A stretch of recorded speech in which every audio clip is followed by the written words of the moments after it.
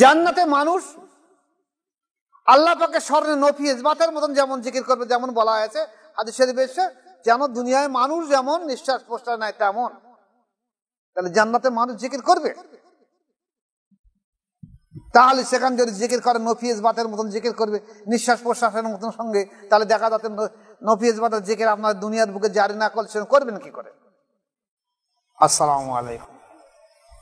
উপস্থিত তরিকাতে সালেকিন বৃন্দ,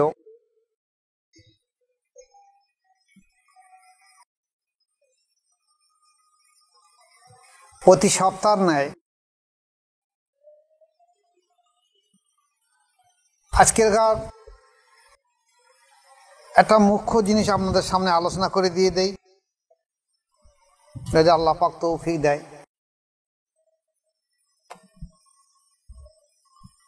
সেটা হলো, আল্লাহ পাক কোরআন কারীমের মধ্যে ইরশাদ করেছেন, বিসমিল্লাহির রহমানির রহিম, ওয়াজকুর ইসমা রাব্বিকা ওয়া তাবাত্তাল ইলাইহি তাবতিলা। সূরা মুজাম্মিল আয়াত নম্বর 8।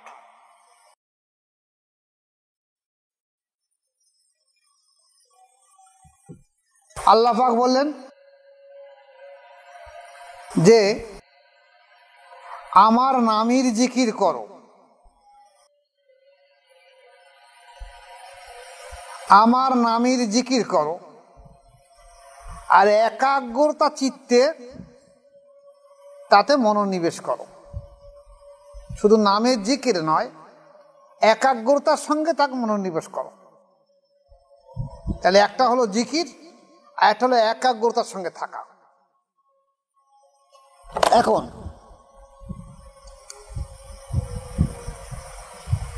অনেক আলেম ওলামারা এমন কথা বলেছে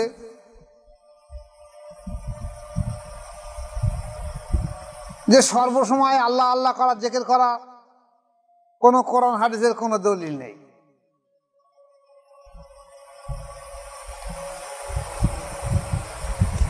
অনেকে আবার এমন কথা বলেছে যে সর্বসময় জিকির করা বেদাত। সর্বসময় জিকির করা যে দলিল নেই, কিন্তু মা আয়েশা সিদ্দিকা রাদিয়াল্লাহু তাআলা আনহা বলেছেন যে আমি রাসূল পাক সাল্লাল্লাহু আলাইহি ওয়াসাল্লামকে দেখেছি সর্বসময় আল্লাহ পাকের জিকির করতেন। তা রাসূল যদি সর্বসময় আল্লাহ পাকের জিকির করতে থাকে, তাহলে এটা তো দলিল এখানেই হয়ে যেত সর্বসময় জিকির করতে। আর কোরআনও তো সাক্ষী দিচ্ছে, যার জন্যই বলা হয়েছে আল্লাহ আল্লাহ জিকির করা এটাও একটা ইবাদত। আল্লাহ আল্লাহ জিকির করা এটা একটা ইবাদত। মারিফুল কোরআন বা তাফসীরে মাযহারি এর জ্বলন্ত প্রমাণ। এখন আসুন, যে জিনিসটা আপনাদের সঙ্গে বলছিলাম, হযরত জাবের রাদিয়াল্লাহু আনহু বলছে যে রাসূল পাক সাল্লাল্লাহু আলাইহি ওয়াসাল্লাম বলেছেন বেহেশতবাসীদের তাসবিহ বা তাহমিদ এমন ভাব জারি হবে যেমন ভাবে তোমরা দুনিয়ায় নিঃশ্বাস প্রশ্বাস নিতে থাকো। বেহেশতবাসীদের তাসবিহ এবং তাহমিদ এমন ভাবে জারি হবে যেমন ভাবে তোমরা দুনিয়ায় শ্বাস প্রশ্বাস জারি হয় তেমন ভাবে। মুসলিম শরীফ এবং মিশকাত শরীফ। তাহলে বেহেশতবাসীদের যেমন একটা মানুষ দুনিয়ায় নিঃশ্বাস প্রশ্বাস নিচ্ছে, তাহলে নিঃশ্বাস প্রশ্বাস যেমন ভাবে নিচ্ছে, নিঃশ্বাস প্রশ্বাসের সময় 5 আনফাস জিকির হয়, নফি ইসবাতের জিকির হয়। কাদরিয়া এবং চিশতিয়া তরিকা প্রথমে নফি ইসবাতের জিকির লা ইলাহা ইল্লাল্লাহ দিয়ে দেয়, সেটা জবানি হয়, নকশবন্দি আর মজার তরিকায় প্রথমে আল্লাহ আল্লাহর জিকির দিয়ে দেয়, পরে নফি ইসবাতের জিকির দেওয়া হয়। তাই নফি ইসবাতের জিকির চাই কাদিরিয়া হোক, চাই চিস্তিয়া হোক, চাই নকশবন্দি হোক, চাই মোজাদেয়া হোক, প্রত্যেকটা তরিকায় নফি ইসবাত জিকির রয়েছে। এই নফি ইসবাত জিকির হলো পাস আনফাস, অর্থাৎ নিঃশ্বাস ছাড়ার সময় লা ইলাহা আর টানার সময় ইল্লাল্লাহ। নিঃশ্বাস ছাড়ার সময় লা ইলাহা, টানার সময় ইল্লাল্লাহ। এখন যদি কেউ মনে করে যে আমি কি আমল করব, না, আমাদের নকশবন্দি বা মোজাদ, আমাদের মোজাদের তরিকা ফানাবে রসুল থেকে নফি ইসবাতের জিকির দেওয়া হয়। আপনি এখন আল্লাহ আল্লাহ জিকির করো। যাদের ফানাফে রসুল আছে, তারপরে ক্লার্কগুলো আছে, তারা জানে যে আমাদের নফি ইসবাতের জিকির আছে। তাই এই নফি ইসবাতের জিকির কাদেরিয়া, চিস্তিয়া, নকশবন্দিয়া, মুজাদ্দিদের সব তরিকায় আছে। নিঃশ্বাস ছাড়ার সময় এবং নিঃশ্বাস টানার সময়। এবার মজার জিনিস দেখেন, জিকির আমরা কত সময় করব? যেখানে কোরআন শরীফ বলছে ইয়া বিসমিল্লাহির রহমানির রহিম ইয়া আইয়ুহাল্লাযিনা আমানু যিকুরুল্লাহা যিকরান কাসীরা ওয়া সাব্বিহু বুকরাতা ওয়া আসীলা, সূরা আহজাব। যে ঈমানদাররা, তোমরা খুব বেশি বেশি আল্লাহর জিকির করো আর সকাল বিকেল তাসবিহ পড়ো। খুব বেশি বেশি জিকির করো আর সকাল বিকাল তাসবিহ পড়ো। এটা কিন্তু ব্যাখ্যা অনেক বড়, আমি এদিকে যাব না আজকে। এখন জিকির আমরা কতক্ষণ সময় করব? অন্য কোরআন শরীফ আয়াত আছে ফায়জা কাযাইতুমুস সালাতা ফাযকুরুল্লাহা কিয়ামা ওয়া কুউদা ওয়া আলা জুনুবিহিম। যেই তুমি নামাজ থেকে ফারাগাত হওয়ার সঙ্গে সঙ্গে দাঁড়িয়ে, বসে বা শুয়ে আল্লাহ জিকির করতে হবে। এখন আসুন,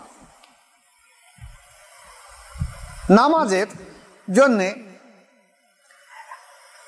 নির্দিষ্ট টাইম হলো 5 ওয়াক্ত নামাজ পড়তে হবে। যারা তাহাজ্জুদ পড়ে, চাষ পড়ে আলাদা কথা, কিন্তু 5 ওয়াক্ত ফরজ হয়। রোজার জন্য 1 মাস ফরজ, হজের জন্য ধনী মানুষের জন্য 1 বার ফরজ, যাকাতের জন্য সাহেব নিসাব যতদিন থাকবে ততদিন তার জন্য ফরজ, কোরবানি যদি তার যাকাত ফরজ হয়ে থাকে, কোরবানি তার জন্য ওয়াজিব। তাহলে এটা একটা নির্দিষ্ট সময়, নির্দিষ্ট টাইমে, নির্দিষ্ট দিন আছে, কিন্তু জিকিরের কোনো নির্দিষ্ট টাইম সময় নেই, সর্বসময় জিকির করতে হবে। এখন এখানে আসুন, একটা মানুষ জিকির যে করবে, আমাদের মোজাদের তরিকায় বলা হয়েছে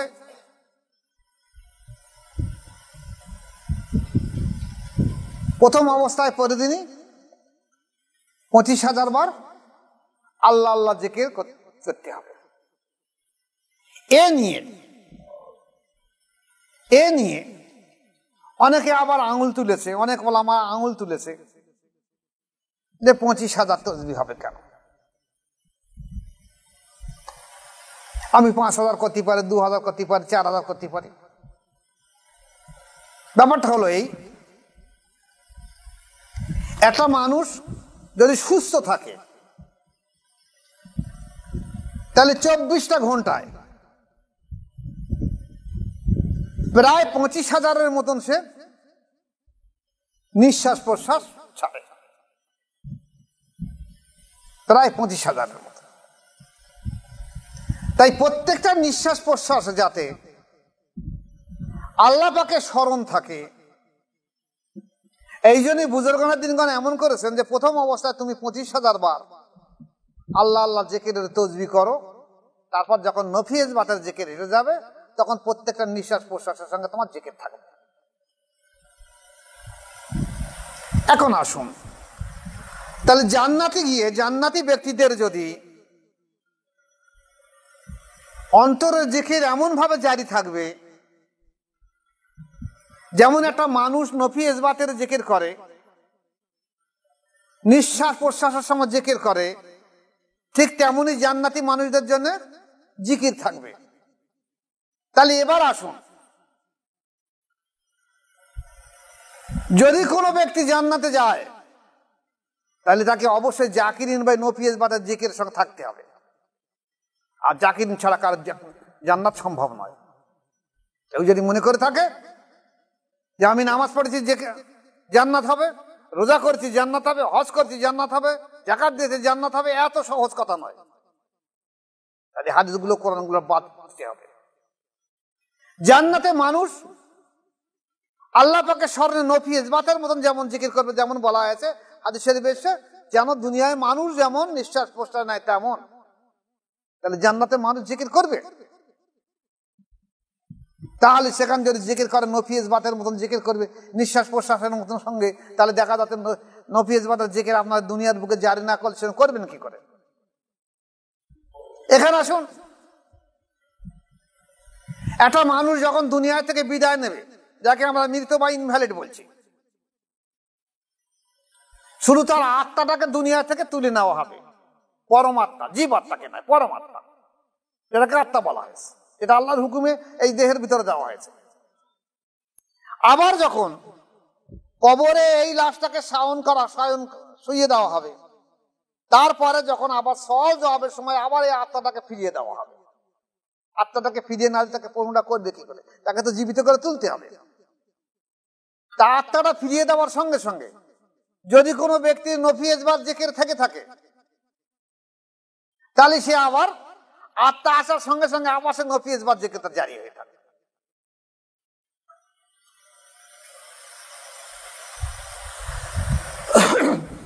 তাহলে দুনিয়ায় যেমন মানুষ 5 জিকির করে, জান্নাতে মানুষ তেমন 5 জিকির করবে। তাহলে কবরেও মানুষ 5 জিকির করবে। আর যার জিকির জারি নেই তার কিচ্ছু হবে না, আর ওদের জন্য কিচ্ছু হবে না। এবার আসুন, ইবনে আব্বাস রাদিয়াল্লাহু আনহু বলেছেন যে জিকিরের কোনো সময় নেই বা সীমাও নেই। জিকির সর্বসময় করতে হবে। জিকিরের জন্য কোনো শর্ত নয়। দাঁড়িয়েও জিকির করতে হবে, বসেও জিকির করতে হবে, শুয়েও জিকির করতে হবে, ঘুমিয়েও জিকির করতে হবে, জেগেও জিকির করতে হবে, বাড়িতেও জিকির করতে হবে, বাইরে গিয়েও জিকির করতে হবে, সফরেও জিকির করতে হবে, বাড়িতেও জিকির করতে হবে, আকাশে থাকলে ভ্রমণে জিকির করতে হবে, জমিনে থাকলে জিকির করতে হবে। জিকিরে কোনো রকম সময় নেই, সর্বসময় জিকির করতে হবে। রাতেও জিকির করতে হবে, দিনেও জিকির করতে হবে। জিকির ফরজ আইন জিকিরের জন্য। এবার আসো, এই যে জিকিরের জন্য প্রত্যেকটা ইবাদতের জন্য পবিত্রতার দরকার রয়েছে। যেমন নামাজের জন্য পবিত্রতার দরকার রয়েছে। গোসল করো, ফরজ গোসল হলে অজু করো, কোরআন স্পর্শ করবে, ফরজ গোসল থাকলে গোসল করতে হবে, অজু না থাকলে অজু করতে হবে, মসজিদে যাবেন, অজু না থাকলে অজু করতে হবে। কিন্তু জিকিরের জন্য পাক না পাকের প্রয়োজনে সর্বসময় জিকির করতে হবে।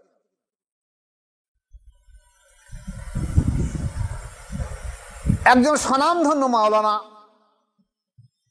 আমাকে কিছুদিন পূর্বে ফোন করেছিলেন যে আপনার সেজদা সন্ধি পেয়েছি, আপনি বলছেন যে জিকিরের জন্য পাক না পাক অবস্থায় জিকির করবে, পাক না পাকের অবস্থায় জিকির করা সম্ভব কি? আপনি কোথায় পেয়েছেন? আমি সেই মাওলানাকে বলতাম, আপনি কোথায় পড়াশোনা করেছেন আর কতটা পড়াশোনা করেছেন? জিকিরের কোনো সীমা পরিসীমা নেই। জিকিরের জন্য পাক না পাকের প্রয়োজন পড়ে না। আপনি যদি কোরআন, হাফিজরা কোরআন পড়বে, কোরআন স্পষ্ট করতে পারবে না, কিন্তু বিনা ওযিতে পড়তে পারবে। বিনা ওযিতে পড়তে পারবে, কোরআন স্পষ্ট করতে পারবে না। আর জিকিরের জন্য বিনা ওযিতে সে জিকির করতে পারবে 24টা ঘন্টা। জিকিরের কোন রকম ওযুর প্রয়োজন নেই, পাক না পাকেরও প্রয়োজন নেই, সর্ব অবস্থায় জিকির করতে হবে। অনেক সময় দেখা গেছে আমাদের দেশে, আপনারাও দেখেছেন বা আমাদের দেশে অনেকে দেখা গেছে যে পায়খানা ঘরে গিয়ে অনেক মানুষ মারা গেছে, স্ট্রোক হয়ে মারা গেছে, আর তার উপায় কি হবে? এইবার আসুন, তাকে তো জিকির করতে হবে। এইবার নফি ইসবাতের জিকির যা জারি হয়েছে সে তো সবসময় চালু হয়ে গেছে। সে তো প্রত্যেকটা নিঃশ্বাস প্রশ্বাসের সঙ্গে তার লতিফা আল্লাহর জিকির করছে, তো সে তো বন্ধ করতে পারবে না, সে তো বন্ধই করতে পারবে না, বন্ধ করবে কি করে? কিংবা নফি ইসবাত আগে দূরে রেখে দেন, আগে আসুন মুজাদ্দিদের তরিকায় প্রথমে কলবকে জিকির জারি করার হয়, তা কলব জিকির জারি করা হয়েছে। এখন কলব জিকির জারি হয়েছে, এখন তো সেটা বন্ধ হবে না। আপনি আপনার বিবির সঙ্গে মেলামেশা করলেও কল বন্ধ হবে না, আপনি ঘুমিয়ে থাকলে আপনার কল বন্ধ হবে না, জিকির বন্ধ হবে না। তাহলে আপনি কি করবেন? 24টা ঘন্টায় জিকির করতে হবে। জিকিরের কোনো সীমা পরিসীমা নেই। তাহলে জিকিরের জন্য পবিত্রতা বা অজুর কোনো প্রয়োজন নেই। যদি প্রয়োজন চায় আমাকে বলবেন, আমি কিতাব দিয়ে দেখিয়ে দিয়ে দেবো। তো সেই মাওলানা সাহেবকে আমি বলেছিলাম যে আপনি জিকির সম্পর্কে বলছেন, বলুন জিকির কয় প্রকার? বলছো জিকির 2 প্রকার। আমলে একটা জলি জিকির, একটা খফি জিকির, বা একটা প্রকাশ, একটা গোপন জিকির। আচ্ছা জলি জিকির কয় প্রকার? বলে জলি জিকির আবার কয় প্রকার হবে? আচ্ছা খফি জিকির কয় প্রকার? বলে খফি আবার কয় প্রকার হবে? আমরা জলি জিকির কয় প্রকার জানবেন না, খফি জিকির কয় প্রকার জানো, তা আপনি কি আলেম হয়েছেন? হ্যাঁ, আপনি আমাকে প্রশ্ন আলোচনা আসতে পারতেন, আপনি যেন ধমক দিয়ে কথা বলছেন কেন? আপনি তো এই জিনিসটা জানেন না। আপনি দর্শ অর্জন করেছেন, শিক্ষা অর্জন করেছেন, আপনি তরিকা সম্পর্কে কি বোঝেন? বলছে আমি জানি না তরিকা সম্পর্কে। তাহলে এরকম কথা বলছেন কেন? যে জিনিস জানে না জানার জন্য কথা বল, চুপ হয়ে গেল। তাহলে দেখা যাচ্ছে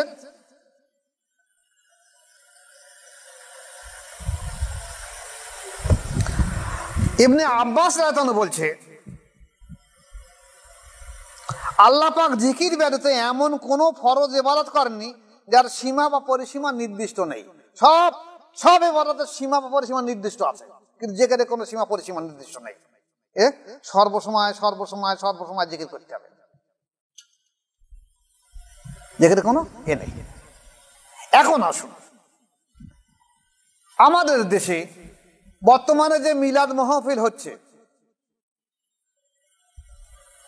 এখানে মাইকে অ্যানাউন্স করা হচ্ছে জিকিরের মজলিস হবে। তার জিকিরের মজলিস দেখা যাচ্ছে 10 মিনিট একটা জিকির করলে হালকা জিকির করে দিল, লা ইলাহা ইল্লাল্লাহ কি মাশাআল্লাহ কি সুবহানাল্লাহ কি আল্লাহ আল্লাহ জিকির করে দিল, বন্ধ হয়ে গেল। ওই পর্যন্ত আবার লোক চুপ করে বসে, কবে আবার জিকিরের মজলিস আসবে সেই দিন জিকিরের মজলিস জিকির করতে যাবে।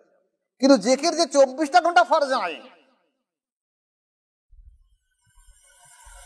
এই আলেম উলামারা যদি মিলাদের মাহফিল একথা বলে দিত যে এই পদ্ধতির মাধ্যম দিয়ে তোমরা জিকির করো এবং জিকির 24টা ঘন্টা করো, ওরা নিজেরাও করে না। আর শুধু এই মাওলানা মৌলবীরা নয়, অনেক পীর সাহেব আছে, অনেক পীরজাদাও আছে, তারাও এ সম্পর্কে জানে না, বোঝে না।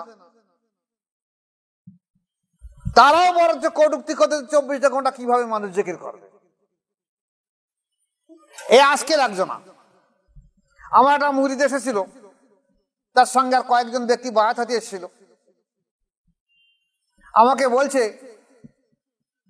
যে একজন পীরজাদা আমাদের ওখানে জলসায় গিয়ে বলছে যে তোমাদের এখানে কি আর অন্য অন্য জায়গায় বহু রকম পীর সাহেব আছে, এই ভাঙড়ে অংশ পীর সাহেব আছে, তারা আবার বলে নাকি কল নাকি আল্লাহ জিকির করে।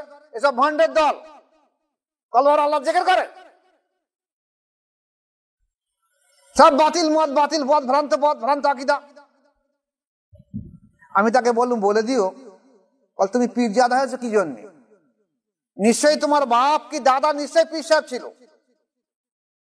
আর পীর সাহেব তার কল জারি না হলে পীর সাহেব হয়নি। তাহলে যদি বলো যে কল জারি ভণ্ড হয়, তাহলে বলতে হবে তোমাদের বাপ দাদা আগে ভণ্ড, আর তোমরা এই ভণ্ডের বংশধর তোমরা।